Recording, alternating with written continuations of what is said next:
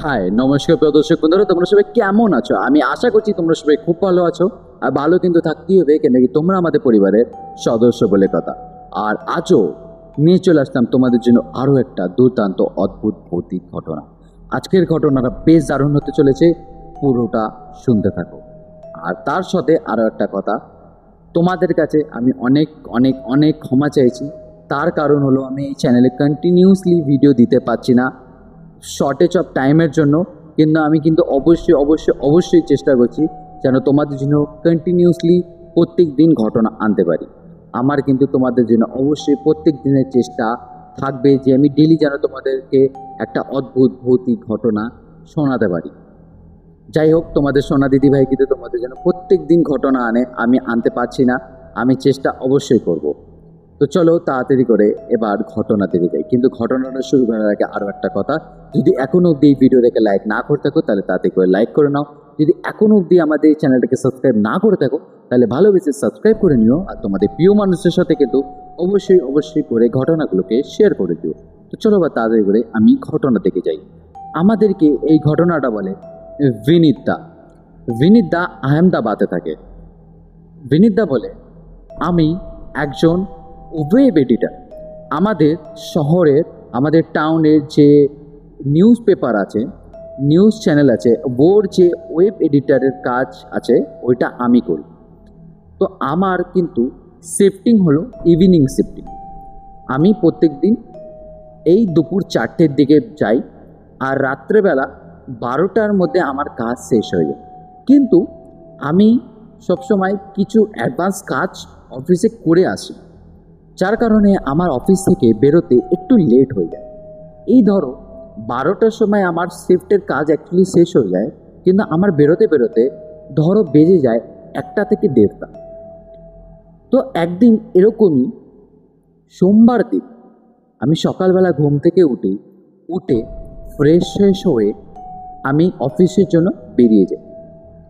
আমি অফিসে যাই বাইক নিয়ে, কেন কি আমার যে অ্যাপার্টমেন্ট আছে, ঠিক আছে, আমি একটা কোয়ার্টারে থাকি। তো আমার যে কোয়ার্টারের অ্যাপার্টমেন্ট আছে ওখান থেকে আমার যে অফিস প্লেস মানে ওয়ার্ক প্লেস, সেটা মাত্র 15 থেকে 20 মিনিট লাগে বাইকে যেতে। তো আমি সেরকমই বাইক নিয়ে চলে যাই অফিসে। তো যাই হোক, আমি সেদিনকে অফিসে সব কিছু কাজ টাজ নিপটে কিছু অ্যাডভান্স কাজ করে আমি সেদিনকে 2টোর সময় অফিস থেকে বেরোই। সেদিনকে একটুখানি বেশি অ্যাডভান্স কাজ আমি করে রাখি, আর কিছু আমার কাজ পড়েছিল ওগুলো আমি সব কমপ্লিট করে আমি 2টোর সময় অফিস থেকে বেরোই। তো যাই হোক, আমাদের মানে যে শহরটা আমরা যেখানে থাকি, আমি যেই জায়গায়, ওটা একটুখানি বেশ মানে ছড়ানো ছিটানো, বেশ বড়। তো যাই হোক, আমি বাইক নিয়ে আমার মতো আমি রাস্তা দিয়ে একটা শর্টকাট ধরে আমি আমার বাড়ির দিকে, আমার অ্যাপার্টমেন্ট যে কোয়ার্টার আছে ওইখানে আসছি। তো যাই হোক, আমি যখন আমাদের বাড়ির দিকে আসি, তো আমি যে জায়গাটা থাকি অ্যাকচুয়ালিও ওটা একটুখানি কাইন্ড অফ রেসিডেন্টাল এরিয়ার মধ্যে পড়ে। তো ওই জন্য আমাদের ওই যে রাস্তাটা আছে ওই রাস্তায় কিন্তু রাত্রিবেলা 11টার পর কোনো গাড়ি ঘোড়া চলতে দেখবে না। গাড়ি না, বাইক না, মানে 4 চাকা 2 চাকা সাইকেল কিছু কিছু দেখতে পারবে না। মানুষজন তো দেখা যায়ই না। আর সব থেকে বড় কথা, আমাদের যে এরিয়াটা ওখানটা মানে রাত্রিবেলা 11টার মধ্যে সবাই বাড়ির জানলা পাল্লা বন্ধ করে লাইট ফাইট অফ করে শুয়ে পড়ে। কেন কি সবাই ওখানে ওই মর্নিং ওয়াকার, সকালবেলায় সবাই কাজে চলে যায়, যার কারণে সবাই বাড়িতে তাড়াতাড়ি 11টার মধ্যে শুয়ে পড়ে। তো যখন আমি প্রত্যেক দিন রাত্রেবেলা বাড়িতে যাই, বেশ মানে অন্ধকার ফাঁকা রাস্তা, কোনো গাড়ি ঘোড়া নেই, মানে একটুখানি না ভৌতিক ফিলিং দেয়। কিন্তু কিছু করার নেই, প্রত্যেক দিনের মানে হ্যাবিট হয়ে গেছে। কিন্তু আবার মাঝে মাঝে বেশ একটা ভয়ঙ্কর অনুভূতি দেয়। তারপর তো মানে সেই রাস্তার দুপাশ থেকে বড় বড় গাছ, তার মধ্যে থেকে মানে ওই যে চাঁদের আলো, সেটা রাস্তায় ঠিক করে পড়েই না ওই মানে গাছের জন্য।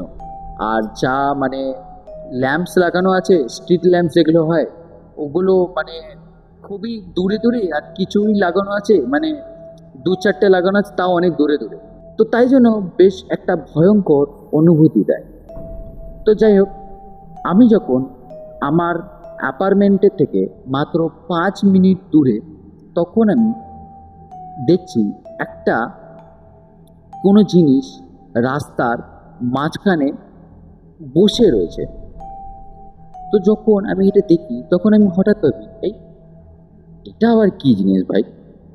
তো যখন আমি একটুখানি মানে কাছে আসি, তখন আমি দেখি একটা মেয়ে, একটা মহিলা হোয়াইট কালারের ড্রেস পরে রাস্তার মধ্যে হাঁটু গেড়ে বসে, ঠিক মানে ডান দিক বাঁ দিক এরকম যাচ্ছে, মনে হচ্ছে কিছু খুঁজছে রাস্তার মধ্যে বসে হাঁটু গেড়ে। তো যখন আমি এটা দেখি তখন আমি ভাবি, এই মহিলাটাকে দেখে আমার এক্সের মতো লাগছে অনেকটা।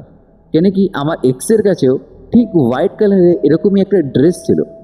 মনে হয় আমার এক্স কিছু ভুলে গেছে, রাস্তায় খুঁজে বেড়াচ্ছে।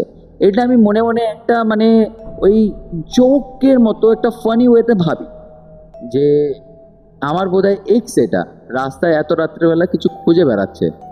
তো এটা আমি একটা মনের মধ্যে ফানি ওয়েতে ভেবে আমি আমার বাইকটাকে তার সামনে নিয়ে এসে দাঁড়াই। তার সামনে নিয়ে এসে দাঁড়ানোর পর আমি তাকে জিজ্ঞাসা করি যে, হ্যালো, এক্সকিউজ মি, আপনি রাস্তার মাঝখানে কী করছেন এত রাত্রেবেলা? আপনি কি হারিয়ে গেছেন?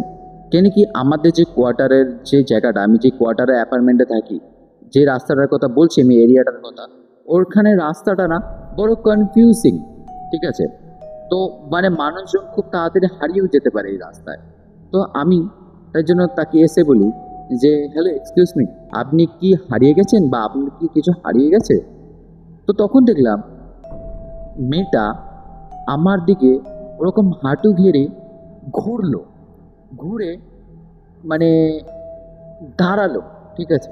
বড় অদ্ভুতভাবে দাঁড়ালো, দাঁড়িয়ে আমার দিকে তাকিয়ে একটা অদ্ভুত ধরনের ক্রিপি একটা স্মাইল দিল।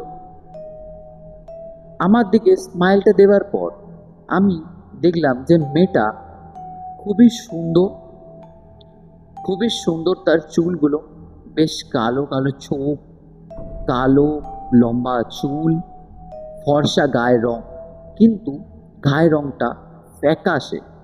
মানে মুখটা যে সাদা কিন্তু ফ্যাকাশে ধরনের, ঠিক আছে? আমরা যে বলি না মানুষকে দেখে যে ভাই শরীর টরীর খারাপ নাকি, কিরকম মুখটা ফ্যাকাশে হয়ে গেছে তোর, ঠিক এরকম ধরনের মুখটা ফ্যাকাশে ধরনের। তো যাই হোক, আমি এটা দেখি, তাকে আমি জিজ্ঞাসা করি।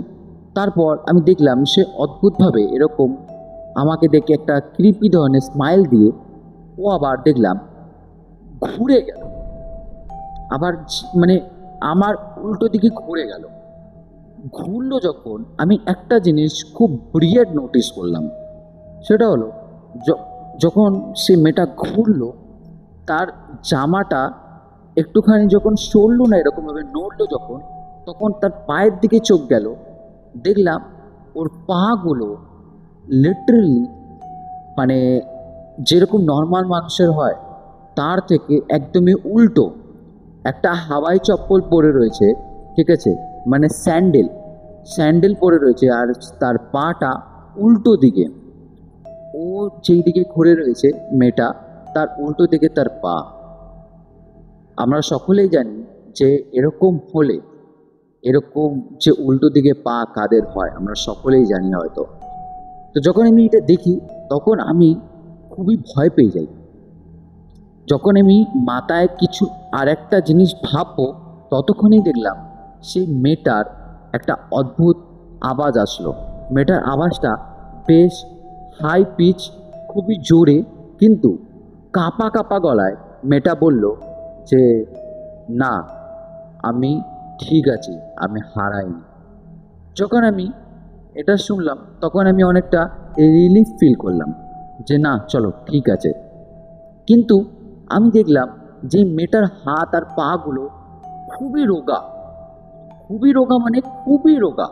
তো তখন আমি ভাবলাম হয়তো মেয়েটার কোনো রকম ডিসঅর্ডার আছে, আর নয়তো মেয়েটার কোনো রকম রোগ আছে, যার কারণে ওর পাগুলো হাতগুলো এরকম, হয়তো তাই কারণে ওর পাগুলো উল্টো। আমি কিন্তু এই ভূত পেত বলে কোনো জিনিস মানিও না, আর তখন জানতামও না যে এটা কী জিনিস। তো আমি যখন ওর ওই কথাটা শুনলাম তখন আমি ভাবলাম, বাবা কিরকম বিকট ধরনের আওয়াজ। তো আমি এটা ভেবে আমি মেয়েটাকে বললাম যে আপনি এই রাস্তার থেকে সরে দাঁড়ান। আপনি রাস্তার মাঝখানে, লিটারালি রাস্তার মাঝখানে দাঁড়িয়ে রয়েছেন, কোনো গাড়ি দাঁড়িয়ে এসে ধাক্কা মেরে দেবে, তো আপনার একটা বড় ক্ষতি হতে পারে। তো আপনি রাস্তার থেকে সরে দাঁড়ান। দেখলাম কিছু সেকেন্ডের মধ্যেই মেয়েটা রিপ্লাই আসলো যে এই রাস্তায় রাত্রিবেলা গাড়ি ঘোড়া চলে না। তো আমি একদমই ঠিক আছি। তখন আমি বুঝলাম যে মেয়েটা এইখানেরই কোনো জায়গারই, আর মেয়েটা একদমই হারায়নি, মেয়েটা হয়তো পাগল। আর চলো ঠিক আছে, যে মেয়েটা জানে যে এই রাস্তায় রাত্রেবেলা গাড়ি ঘোড়া চলে না, এটা ভালো কথা। তো বেশ, আমি এটা ভাবার পর আমি ওখানে দাঁড়ানোর কথা ভেবেছিলাম যে রাত্রেবেলা মেয়েটাকে একা ছেড়ে যাব। তো এইটা আমি ভেবেছিলাম, কিন্তু মেয়েটা এতটাই ক্রিপি, তো এতটাই অদ্ভুত আর ভয়ঙ্কর লাগছিল, যার কারণে আমি সাহস পেলাম না সেই মেয়েটার সাথে দাঁড়িয়ে থাকার। তাই জন্য আমি আমার বাইকটাকে নিয়ে তার থেকে পাশ কাটিয়ে আমি বললাম যে ঠিক আছে, আপনি খেয়াল রাখবেন বলে মেয়েটার পাশ থেকে বাইকটাকে কাটিয়ে নিয়ে আমি চলে গেলাম আমার অ্যাপার্টমেন্টের দিকে। আমার অ্যাপার্টমেন্টের দিকে গিয়ে আমি অ্যাপার্টমেন্টের যে আমাদের পার্কিং, ওই পার্কিং অবধি আর যাইনি। অ্যাপার্টমেন্টের গেটের কাছেই আমার বাইকটাকে রেখে দিয়ে আমি চলে যাই। কেন কি সত্যিকারের সেদিনকে আমার প্রচণ্ড টায়ার্ড লাগছিল, মানে আর শরীর দিচ্ছিল না। তো আমি ওই জন্য অ্যাপার্টমেন্টের ওখানে যে গেটটা আছে ওখানটা ঢুকিয়ে রেখে বাইকটা চলে যাই। তো যাই হোক, আমি চুপচাপ গিয়ে সিঁড়ি থেকে উঠে আমি ঘরে ঢুকি। ঘরে ঢুকে আমি যখন ঘরের সব কটা লাইট জ্বালালাম তখন আমি একটা জিনিস নোটিস করলাম।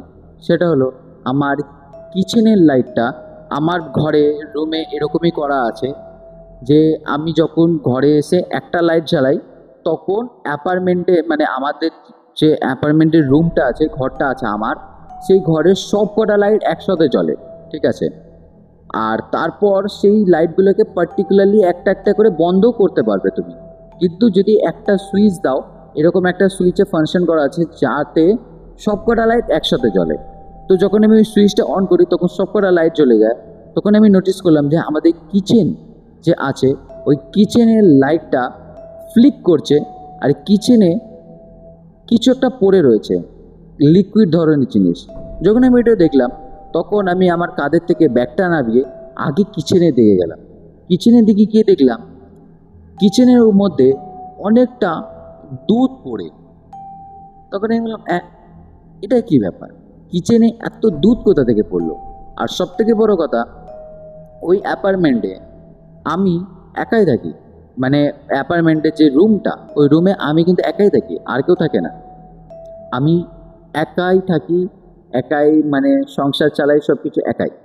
আমার সাথে কিন্তু আমার মা বাবা কেউই নেই, আমার গার্লফ্রেন্ড ওয়াইফ কেউ থাকে না। ঠিক আছে, আমার এখনো বিয়েও হয়। তো সেটাই ভাবছি যে এই দুধ কোথা থেকে পড়লো। আর দুধ তো আমার রাখা থাকে ফ্রিজে, ফ্রিজ থেকে দুধ তো আর বিড়াল বার করে ফেলতে পারবে না। আর সব থেকে বড় কথা, জানলা পাল্লা সব কিছু লক করা থাকে, আর আমি বেরোনোর সময় সব কিছু একবার চেক করে যাই যে জানলা পাল্লা সব কিছু বন্ধ আছে কি নয়। তো যাই হোক, যখন আমি ওরকম দেখলাম তখন আমি বললাম, দূর বাবা থাকি, কালকে সকালবেলা উঠে পরিষ্কার করবো, আর শরীর দিচ্ছে না। তো আমি তাড়াতাড়ি করে জামা প্যান্ট ছেড়ে তাড়াতাড়ি করে গিয়ে বাথরুমে গিয়ে ফ্রেশ হয়ে শুতে চলে যাই। যখন আমি শুতেই যাই তখন আমার মনে পড়ে যে এই কালকে সকালবেলা তো আমার এক জায়গায় যাওয়ার আছে। অ্যাকচুয়ালিও আমার সাথে এই ঘটনাটা ঘটে কিন্তু মন্ডে রাত্রে, টেকনিক্যালি টুইসডে মর্নিং ওইটা। তো টুইসডে সকালবেলা আমার কিন্তু একজনের সাথে ব্রেকফাস্টে যাবার কথা ছিল। ঠিক আছে, মানে একটু মিট করতে যাবার কথা ছিল একজন ফিমেল ফ্রেন্ডের সাথে। তো তাই জন্য আমি যখন এটা মাথায় আসলো, তাই জন্য আমি তাড়াতাড়ি করে তখন ভাবলাম যে আর কিছু ভেবে লাভ নেই, যা আমার সাথে এত অদ্ভুত অদ্ভুত ঘটনা ঘটলো ঘটলো ঘটলো, বাদ দাও, আমি এখন চুপচাপ গিয়ে শুয়ে পড়ি। এই ভেবে আমি কিন্তু আমার মতো ঘুমিয়ে পড়ি। দুধ কিন্তু ওরকমই কিচেনে পড়েছিল, পড়েই ছিল, আমি পরিষ্কারও করিনি, শরীর কেন কি আর দিচ্ছিল না। যাই হোক, সকালবেলা ঘুম থেকে উঠি, ঘুম থেকে উঠে আগে গিয়ে আমি কিচেনে ওই দুধটাকে পরিষ্কার করি। ওটাকে ক্লিন করার পর আমি তাড়াতাড়ি করে ফ্রেশ হয়ে চলে যাই আমার পার্কিংয়ে। আমাদের অ্যাপার্টমেন্টের পার্কিংয়ে আমার গাড়ি রাখা থাকে, আমার একটা 4 চাকাও আছে। তো আমি ওই 4 চাকাটা যখন নিতে যাই তখন আমি দেখলাম যে আমার 4 চাকাটার উপরে যে উপরটা আছে ওই উপরটা একদম নোংরা হয়ে রয়েছে, ঠিক আছে? মানে সাদা ফুল, তারপর ভাত, এইসব মানে নোংরা হয়ে পড়ে রয়েছে। যখন এরকম হয় তখন আমি বললাম, ইস কী অবস্থা, কে যে এইগুলো করে, কে আছে অ্যাপার্টমেন্টে এরকম ছোট লোক মানুষ যেরকম গাড়ি ঘোড়া নোংরা করে, ধুত বাবা বলে আমি তখন সঙ্গে সঙ্গে গাড়ির গেটটা খুলে গাড়ির ভিতর থেকে আমার যে গাড়ি পরিষ্কার করা ব্রাশ আছে ওটা বার করে ভালো করে এগুলোকে পরিষ্কার করে দিলাম। পরিষ্কার করে যখন আমি গাড়িতে উঠতে যাচ্ছি তখন আমি দেখলাম যে আমার গাড়ির পাদানিটা আছে, ঠিক আছে, নিচে ওখানে দেখলাম ইঁদুর মরা পড়ে রয়েছে। তখন আমি বললাম, ইস বাবা কী অবস্থা, সকাল সকাল গাড়ি নোংরা, এখানে এই অবস্থা, তা বাবা ভালো লাগে না। তখন আমি তাড়াতাড়ি করে ওই পার্কিংয়ের থেকেই একটা প্লাস্টিক জোগাড় করি, প্লাস্টিকটাকে হাতে পরে আমি সেই ইঁদুরটাকে বার করে ফেলে দিই ডাস্টবিনে। ফেলে দিয়ে আমি গাড়ির পাদানিটাকে বার করে ছেড়ে নিই, আবার রেখে কিন্তু গাড়ি বার করে চলে যাই। যাই হোক আমি আমার মতো কিন্তু চলে গেলাম মিট করতে, আমার ফ্রেন্ডের সাথে আমি মিট করতে গেলাম, তার সাথে মিট হলো, ভালো করে তার সাথে টাইম স্পেন্ড করলাম, ব্রেকফাস্ট করলাম, শপিংয়ে গেলাম, সব কিছু ভালোভাবে কাটলো। কাটানোর পর আমি তার সাথে অনেকটা ভালো করে টাইম স্পেন্ড করার পর আমি সন্ধেবেলায় এই ধরো 6:30 7টার সময় বাড়ি ঢুকি। আমি আমার মতো এসে আমার অ্যাপার্টমেন্টের পার্কিংয়ে আমার গাড়িটা গ্যারেজ করে দিই। গ্যারেজ করে দিয়ে আমি কিন্তু আবার আমার ওই সিঁড়ি ধরে আমার রুমে চলে যাই। গিয়ে আমি গেটটা যখন খুলি তখন আমি দেখলাম যে আমার গেটটা যখন খুলবো, আমি যে গেটের নবটা ধরেছি দেখছি নবটা না খুব চ্যাটচ্যাটে করছে, ঠিক আছে? মনে হচ্ছে না কোনো চ্যাটচ্যাটে জিনিস, ওর মধ্যে মিষ্টি রসটা যেরকম হয় না ওরকম কোনো জিনিস মানে লেগে রয়েছে ওর মধ্যে। যখন আমি এটা দেখে নিলাম, কী রে বাবা এটা কি? যাই হোক আমি ওটা করে গেটটা যখন খুলছি দেখছি আমার গেটটা না খুব টাইট। আমার আমার কিন্তু রুমের গেট এত টাইট নয়, কিন্তু আমি দেখলাম খুব টাইট, খুলছে না গেটটা। আমি জোর জবরদস্তি জোরে খুলি গেটটাকে, চা করে খুলে যখন আমি ঘরে ঢুকি, ঘরে ঢুকে যখন আমি সেম আবার ওই সুইচটা জ্বালিয়ে ঘরের আলো জ্বালাই তখন আমি দেখলাম সেম সেই কিচেনে, আমার ওই কিচেনে ভর্তি দুধ পড়ে, সর্ষের তেল পড়ে আর ভর্তি সর্ষে পড়ে। আমি যখন এটা দেখি তখন আমার মনে মনে খুব রাগ হয় আর আমি খুব গালাগালি দিই মনে মনে, যে কি হচ্ছে রে ভাই, এগুলো কি? হ্যাঁ, আবার সেই কিচেনের মধ্যে নোংরা হয়ে পড়ে রয়েছে। আবার আজকে শুধু দুধ নয়, তেল আর সর্ষে সব পড়ে, ঠিক আছে, কালো সর্ষে, দুধ, সর্ষের তেল সব ছড়িয়ে মিলিয়ে পড়ে রয়েছে। আমি যখন দেখি তখন আমি রাগে ওইদিকে মানে একদম মানে পারলে আমি যদি কাউকে দেখতে পাই সেই কিচেনে তাকে মারবো, এরকম এরকম ব্যাপার। আমি রাগে ওইদিকে ছুটে যাই, গিয়ে ভালো করে কিচেনে দেখলাম কিচ্ছু নেই। আমি দেখার পর আমি সব কিছু ভালো করে কিচেনে চেক করলাম, দেখলাম আমার সর্ষের তেলের বোতল পুরো ফাঁকা, আমার যে সর্ষের ডিব্বা থাকে যে মশলা র্যাকে ওইখান থেকে পুরো সর্ষের ডিব্বা ফাঁকা, সব সর্ষে নিচেই পড়ে রয়েছে, ঠিক আছে। কিন্তু সর্ষের ডিব্বে কিন্তু ওরকমই রয়েছে, কিন্তু ডিব্বার থেকে কিন্তু সর্ষে খালি, সব নিচে পড়ে রয়েছে, জানি না কীভাবে সম্ভব। ফ্রিজ থেকে দেখলাম, ফ্রিজ খুলে ফ্রিজের থেকে যে আমি বাটিতে দুধ রাখি ওই বাটির থেকে অর্ধেক দুধ নিচে পড়ে, কিন্তু বাটি ফ্রিজে।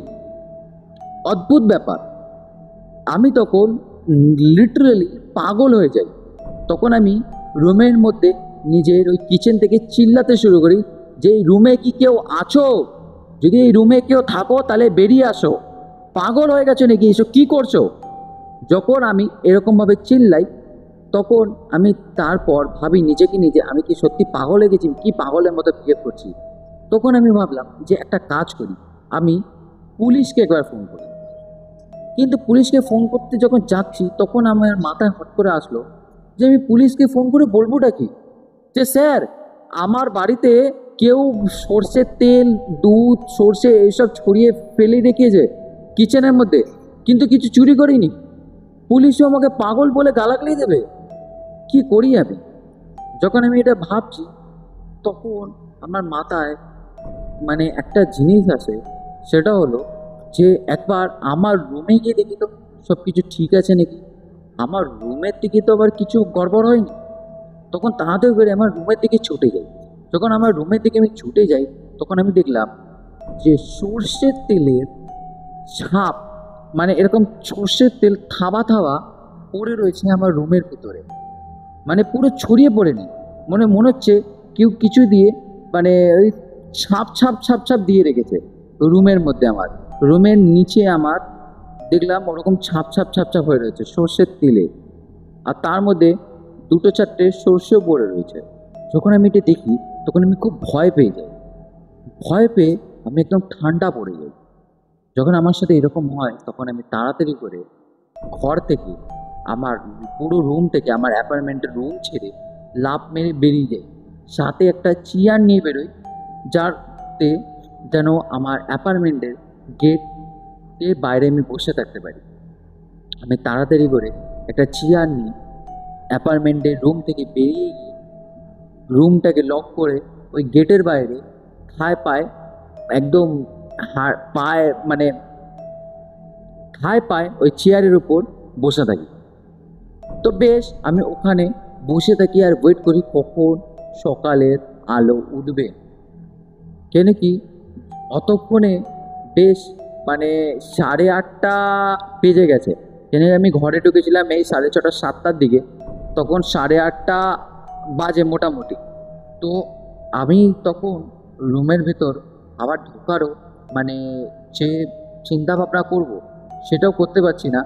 আর অফিসে তো যাবার কোনো প্রয়োজনই ওঠে না, কেন কি অফিসের তো কাজ অলরেডি আমি আগের দিন করে গেছিলাম, যার কারণে আমি 2টোর সময় অফিস থেকে বেরিয়েছিলাম। অফিস থেকে আজকে ছুটি নেবো বলে, আর রিটার্ন তো আমি অফিসেও যেতে পারবো না। তুমি করবোটা কি? তো আমি ধায় পায় আমার রুমের বাইরে বসে রয়েছি আর ভাবছি যে যদি রুমের ভেতর থেকে যদি কোনো রকম আওয়াজ আসে তাহলে ছুটে যাব, যদি কোনো চোর টোর থাকে তো। আর যদি কেউ আমার রুমে ঢোকার চেষ্টা করে তাহলে তো আমি বুঝতেই পারবো সে তো আসবে এখান থেকেই। আর যদি কোনো অন্যরকম ব্যাপার হয় তাহলে আমার বাইরে থাকাই ভালো। তো আমি এইসব চিন্তা করে চুপচাপ ওরকমই ঠায় পায় সারাটা রাত, পুরোটা রাত আমি ওরকম চেয়ারের উপরে বসে আমার অ্যাপার্টমেন্টের রুমে বাইরে বসে কাটিয়েছি। যাই হোক, সকালবেলা আমি যখন যাই হোক সকালবেলা যখন ভোরের আলো উঠল তখন আমি এই একদম ছোট ছোট চোখ নিয়ে, শরীর একদম টায়ার্ড ভেঙে পড়েছে, মানে পারলে আমি মাটিতেই শুয়ে ঘুমিয়ে পড়ি এরকম একটা ব্যাপার। আমি ওরকমভাবে মানে রুমের ভেতর ঢুকি। রুমের ভেতর আমি ঢোকার পর ঢুকে আমি দেখলাম যে আমার রুমের যে ভিতরের অবস্থাটা ওটা আরও বিচিত্র হয়ে গেছে। রুমের অবস্থা আরও উল্টাপাল্টা।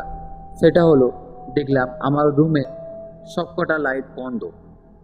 আমি কিন্তু রুমের সবকটা লাইট অন করে কিন্তু গেট লক করে বেরিয়েছিলাম, কিন্তু আমি দেখলাম ঘরের ভিতরে আমার রুমের সব লাইট বন্ধ।